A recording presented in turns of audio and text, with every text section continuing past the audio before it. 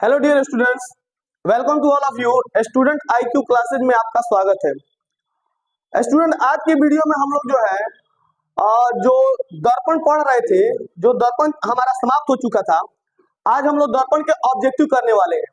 तो चलिए देखते हैं कि कितना हम लोग सक्सेसफुल हुए हैं और चैप्टर को पढ़े और कितने ऑब्जेक्टिव कर पा रहे हैं।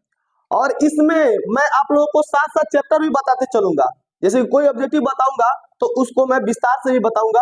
सो ये वीडियो आप लोगों के लिए बहुत ही ज्यादा हेल्पफुल होने वाला है। अगर आप किसी भी कॉम्पिटिशन की तैयारी कर रहे हैं तो आप इसको देख सकते हैं। और यही से ये जड़ है, और कहा जाता है ना कि जड़ से कभी जुदा नहीं हुआ जाता है। और ये जड़ जब मजबूत रहेगा ना तो आगे जो है ना कितना है बिल्डिंग आप बना सकते हैं। तो चलिए शुरू करते हैं। एक नंबर ऑब्जेक्टिव है, सब कोई को बोलना भी है, सब किसी को बोलना भी है। लाइव क्लासेज है, नो डाउट सब कोई बोलेगा, कोई दिक्कत नहीं है।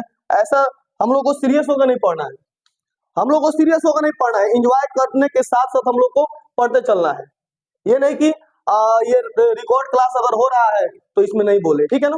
तो चलिए शुरू करते हैं, लेकिन आवाजें थोड़ी सी कम। चलिए, गोलीय दर्पण की फोकस दूरी उसकी बकरता त्रिज्या की क्या होती है? आधी, दुगुनी, तिगुनी की चौथाई। तो आप जानते हैं कि F इक्वल टू क्या होता है? F इक्वल टू होता है R/2। तो आंसर हो गया हमारा आधी होती है। कोई दिक्कत? तो गोलीय दर्पण की फोकस दूरी, गोलीय दर्पण कितने प्रकार के होते हैं? दो। एक होता है उत्तल दर्पण और एक होता है अवतल दर्पण। अवतल दर्पण सबको याद हो रहा है? गोलीय दर्पण कितने प्रकार का? गोलीय दर्पण दो प्रकार का, उत्तल और अवतल। उसी तरह गोलीय लेंस भी कितने प्रकार का? गोलीय लेंस भी कितने प्रकार का? ये भी दो प्रकार का। कौन कौन? उत्तल लेंस और अवतल लेंस। समझ रहे ना? कोई दिक्कत? नेक्स्ट क्वेश्चन, किसी वस्तु का आवर्धित, किसी भी वस्तु का आवर्धित और काल्पनिक प्रतिबिंब बनता है। यानी किसी वस्तु का बड़ा प्रतिबिंब, किसी वस्तु का आवर्धित और बड़ा प्रतिबिंब किसमें बनता है? तो अवतल दर्पण में, समतल दर्पण में, उत्तल दर्पण में या सभी दर्पण में। तो आपका राइट आंसर हो जाएगा अवतल दर्पण। आपका राइट आंसर क्या हो जाएगा? तो अवतल दर्पण में। क्यों? क्योंकि अवतल दर्पण में जो ये देखो काल्पनिक प्रतिबिंब जो बनता है वो सीधा बनता है, समझ रहे ना। तो और बड़ा प्रतिबिंब बनता है। आवर्धित का मतलब क्या होता है? बड़ा होता है। आवर्धित का मतलब होता है बड़ा होता है। तो किसी वस्तु का आवर्धित एवं काल्पनिक प्रतिबिंब बनता है अवतल दर्पण में।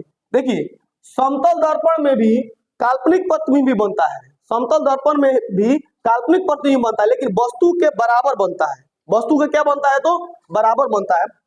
और चलिए मैं समतल दर्पण के बारे में आपको कुछ बातें बता दूं जो आप लोगों के लिए वेरी वेरी इंपॉर्टेंट है। तो स्टूडेंट देखिएगा, एक दो चीजें मैंने आपको नहीं बताई हैं जो मेरे ध्यान में है और मैं चाह रहा हूं कि आपको बता दूं। तो देखिए ध्यान से, सब कोई बोर्ड पे। अगर हम दर्पण के तरफ, दर्पण के तरफ भी वेग से जाएं, भी वेग से जाएं, ये वेरी इंपॉर्टेंट है। VBI बेगे लिख दिए हैं, लग रहा है तुमको बेग खरीदना है। हाँ समझो, यदि हम दर्पण के तरफ भी वेग से जाएं तो हमारा प्रतिबिंब उधर से चलता हुआ दुगुना रफ्तार से दिखाई देगा, यानी 2v से दिखाई देगा। कौन कौन समझ गया इसको?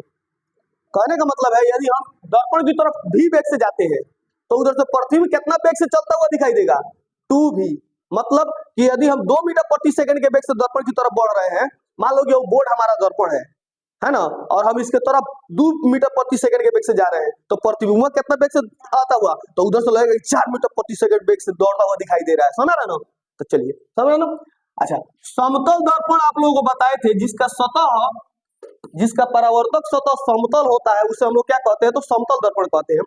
समतल दर्पण की विशेषता है कि यह वस्तु का समान प्रतिबिंब बनाता है, वस्तु के बराबर प्रतिबिंब बनाता है, आवर्धित नहीं बनाता है बच्चा सब। आवर्धित तो अवतल दर्पण बनाएगा, आवर्धित कौन बनाएगा? अवतल दर्पण बनाएगा। अच्छा, उसके बाद और सुनो,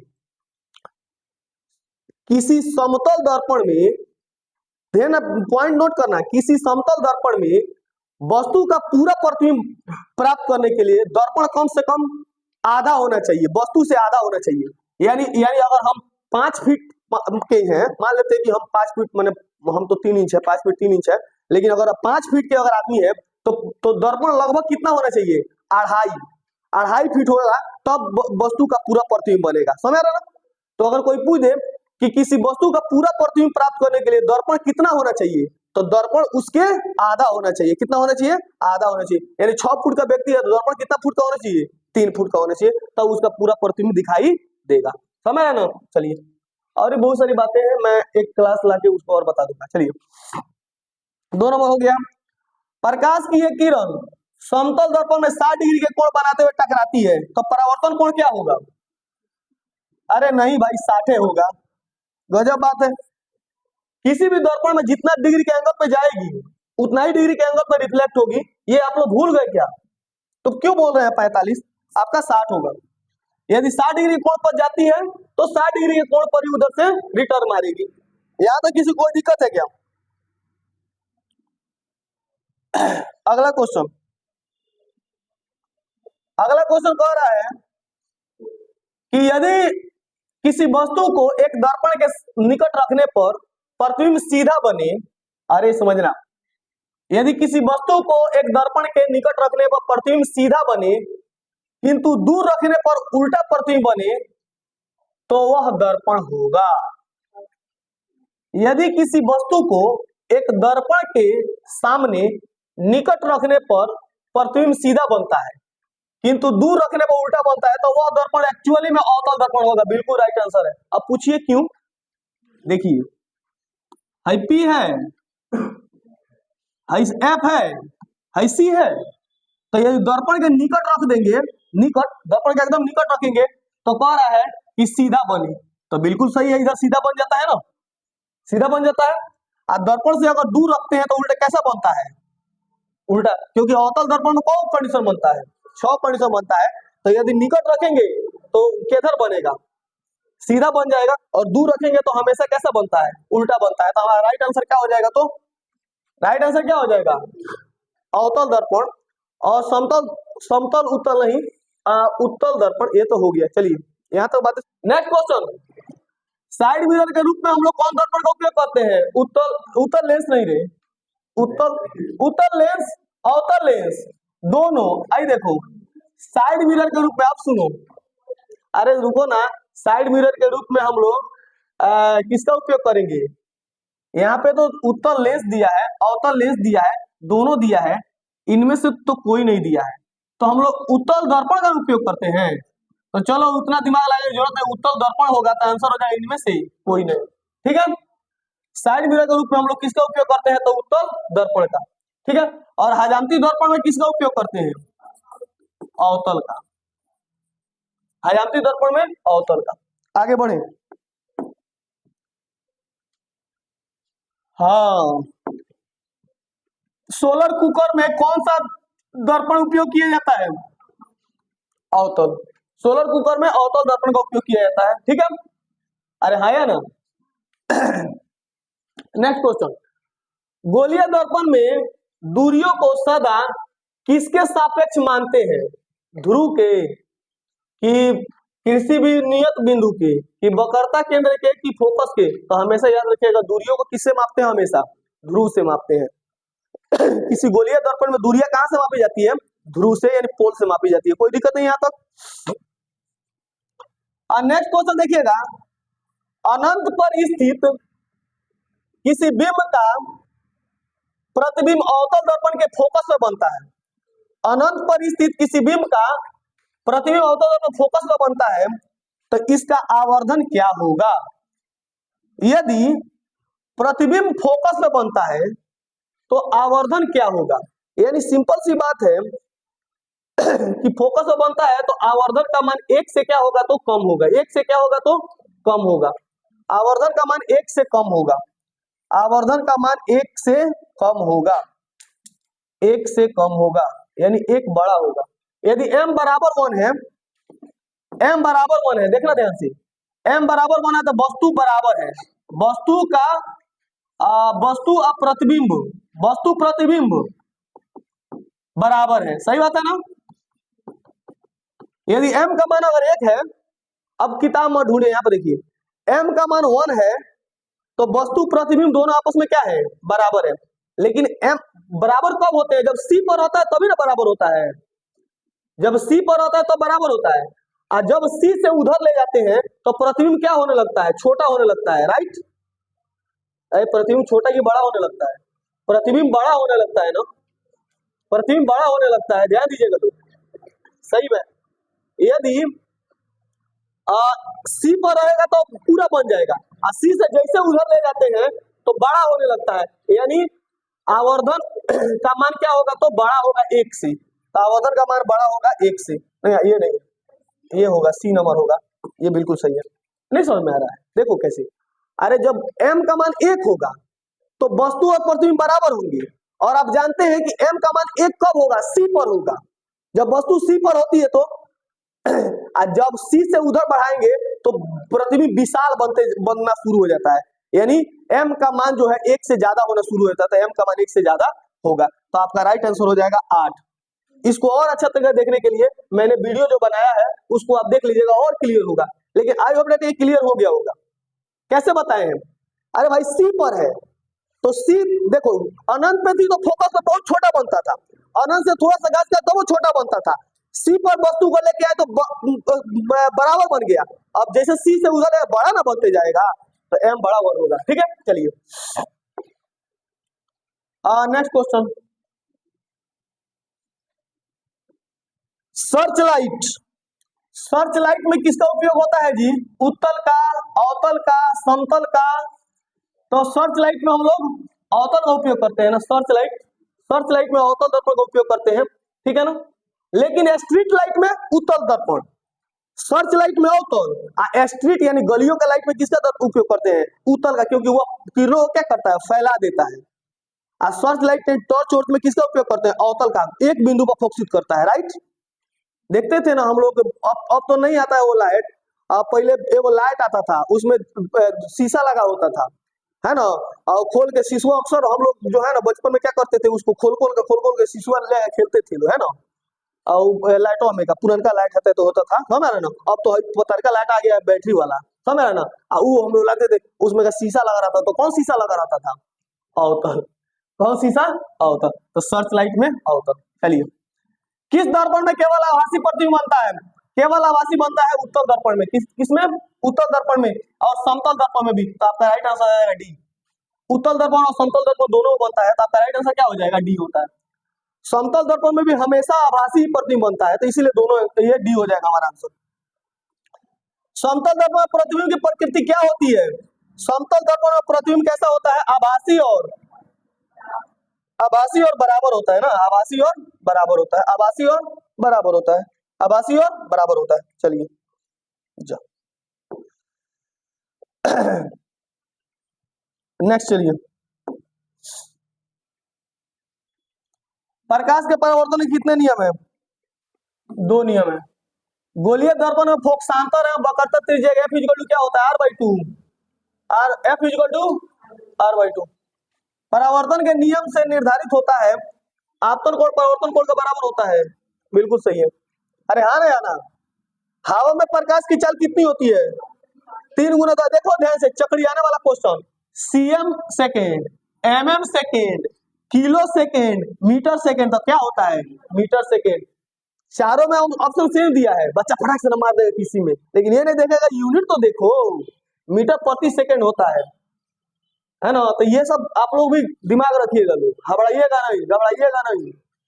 मेरा एक क्वेश्चन गलत हो गया आज, मैं जो रोड पर हूँ, आप लोगों को मालूम है कि पूछा था कि क्वेश्चन यही आया था कि जो इलेक्ट्रिसिटी है वो किससे मापा जाता है, माने विभवांतर को किससे मापा जाता है?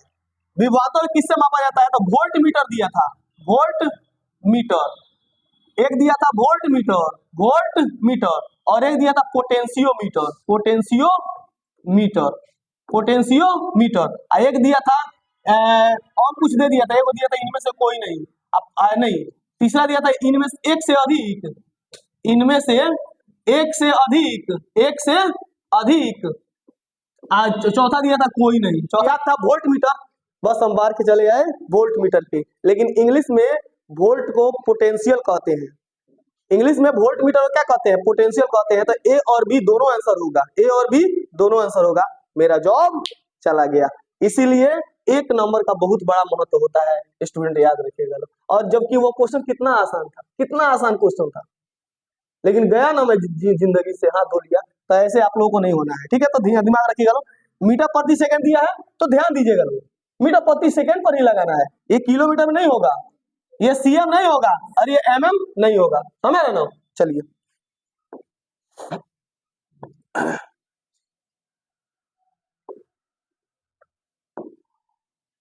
गोलीय दर्पण के परावर्तन पृष्ठ की वृत्ताकार सीमा रेखा का व्यास कहलाता है। तो जो व्यास होता है, वृत्त का जो व्यास होता है, वह व्यास क्या कहलाता है, वो व्यास क्या कहलाता है, प्रधान अक्ष कहलाता है। क्या कहलाता है, प्रधान अक्ष कहलाता है। व्यास को क्या कहेंगे, प्रधान अक्ष कहेंगे, उस व्यास को कहेंगे प्रधान अक्ष, और इस त्रिज्या को कहेंगे वक्रता त्रिज्या। देखिए कौन वृत्ताकार सीमा का व्यास, तो व्यास क्या कहलाता है, प्रधान अक्ष कहलाता है। दांत के डॉक्टर किसका उपयोग करते हैं, दांत के डॉक्टर अवतल दर्पण का उपयोग करते हैं। दांत के डॉक्टर है दिया दंत विशेषज्ञ, कौन दर्पण का उपयोग करते हैं, तो अवतल दर्पण का उपयोग करते हैं। यदि किसी बिंब का प्रतिबिंब आवर्धन ऋणात्मक है तो उस प्रतिबिंब की प्रकृति क्या होगी, तो जब जब आवर्धन ऋणात्मक होगा तब तक प्रतिबिंब वास्तविक और उल्टा होगा। बोर्ड पर ध्यान दीजिए, जब जब आवर्धन ऋणात्मक प्रतिबिंब वास्तविक और उल्टा। आवर्धन जैसे पॉजिटिव, प्रतिबिंब काल्पनिक और सीधा। अरे हाँ या ना, नहीं देखे हैं, अगर ये समझ में नहीं आ रहा तो मेरा वीडियो जाकर पीछे देखिए, सब चीज समझ में आ जाएगा। और वैसे भी मैं बताते चलता हूँ, ठीक है ना। और जब जब प्रतिबिंब उल्टा आवर्धन नेगेटिव, जब जब प्रतिबिंब उल्टा आवर्धन नेगेटिव। तो याद रखिएगा, जब जब प्रतिबिंब उल्टा तो आवर्धन नेगेटिव, जब जब वास्तविक आवर्धन नेगेटिव, ठीक है। वास्तविक तो आवर्धन नेगेटिव, काल्पनिक तो आवर्धन पॉजिटिव होगा, काल्पनिक रहेगा तो आवर्धन पॉजिटिव में जाएगा। माइंड को रिफ्रेश कीजिए लोग। अगला क्वेश्चन पे आइए लोग, निम्नलिखित में से कौन उत्तल दर्पण की फोकस दूरी है जिसकी वक्रता त्रिज्या 32। अच्छा देखो, उत्तल दर्पण कह रहा है ना, कौन दर्पण, दर्पण पकड़ना लो, उत्तल दर्पण। तो उत्तल दर्पण की फोकस दूरी और वक्रता त्रिज्या दोनों पॉजिटिव होती है।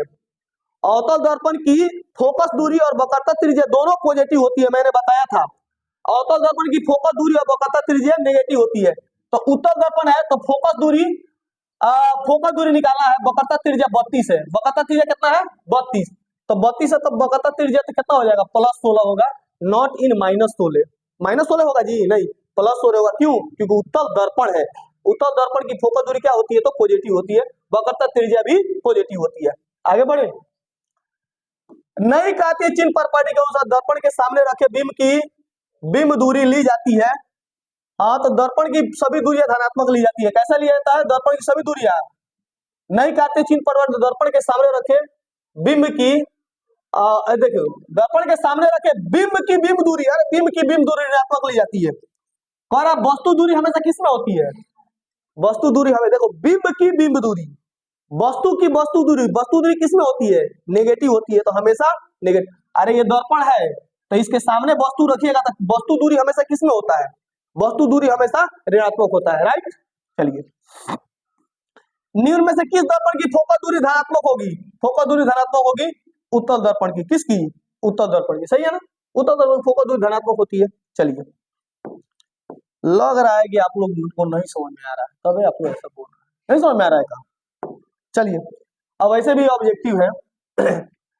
कौन सा दर्पण आमतौर पर वाहनों में पीछे देखने का उपयोग किया जाता है, पश्च दृश्य में उत्तल, पश्च दृश्य में उत्तल। तो पश्च दृश्य को अंग्रेजी में कहते हैं साइड मिरर। क्या कहते हैं, साइड मिरर। दर्पण के सामने किसी भी दूरी पर स्थित वस्तु का कोई सीधा प्रतिबिंब होता है तो वह है केवल समतल, या तो समतल या उत्तल। तो यही आंसर होगा, प्रतिबिंब सीधा हमेशा किसमें लगेगा, तो समतल या तो उत्तल। कोई दिक्कत, किसी कार का अग्रदीप, तो अग्रदीप में अवतल दर्पण का उपयोग होता है। किसी कार में, ट्रक में, बस में अग्रदीप में हमेशा अवतल दर्पण का उपयोग होता है। यानी जो वेपर लाइट होता है ना, जो रात में चलाते हैं लोग देख कर लाइट दिखाई देता है, और बकरी को खिंचा दिया जाता है, ठीक है। तो कौन दर्पण होता है, वो अवतल होता है। चलिए, प्रकाश की किरणें गमन करती है सीधी रेखा में, बिल्कुल सही है।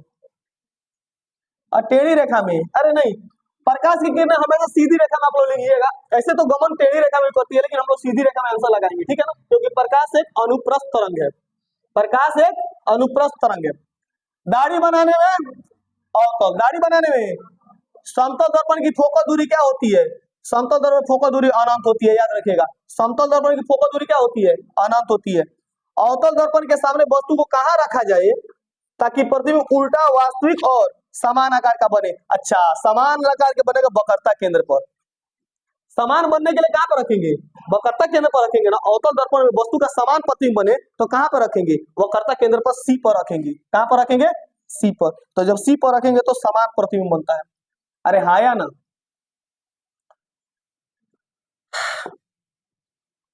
उत्तल दर्पण से बना काल्पनिक प्रतिबिंब होता है। उत्तल दर्पण में जो काल्पनिक प्रतिबिंब होता है वो सीधा एवं आवर्धित होता है, उल्टा आवर्धित होता है, इनमें से कोई तो हमेशा सीधा और आवर्धित होता है, सीधा और आवर्धित होता है। अरे रुको रुको रुको, उत्तल दर्पण में जो काल्पनिक प्रतिबिंब सीधा और हासित होता है, छोटा होता है, वस्तु से क्या होता है? छोटा होता है, हासित होता है। ये ए नंबर नहीं होगा, बल्कि कौन होगा? बी नंबर होगा। अरे सीधा और वस्तु से कैसा होगा? छोटा होगा, तो हासित को ही हम लोग छोटा कहते हैं। कोई दिक्कत? आगे बढ़ते हैं। एक गोलीय दर्पण की फोकस दूरी 20 है। अच्छा, फोकस दूरी +20 है, देखो +20 है। दर्पण कैसा है? उत्तल। +20 है ना, +20 है, तो दर्पण कैसा है? उत्तल है। -20 होता तो अवतल, दर्पण अवतल होता, मैंने बता दिया आंसर। -20 होता तो दर्पण कैसा होता? अवतल होता, और सॉरी उत्तल होता। आप लोग ब्रिलियंट हो गए हैं। चलिए अगला क्वेश्चन। अवतल दर्पण की फोकस दूरी होती है ऋणात्मक। अवतल दर्पण फोकस दूरी क्या होती है? तो ऋणात्मक होती है। किसी अवतल दर्पण की फोकस दूरी f और वक्रता त्रिज्या में क्या संबंध होता है? r बराबर 2f, r बराबर 2f। तो यही f का मान निकालेंगे तो r भाई क्या होता है? 2 होता है। तो आपका राइट आंसर क्या हो जाएगा? बी हो जाएगा। दर्पण सूत्र क्या होता है? 1/v 1/u + 1/f, 1/v + 1/f, यही होगा। 1/v + 1/u क्या होता है? 1/f होता है। और लेंस सूत्र में क्या लगा दीजिएगा? 1/v - 1/u = 1/f, बस यही अंतर होता है।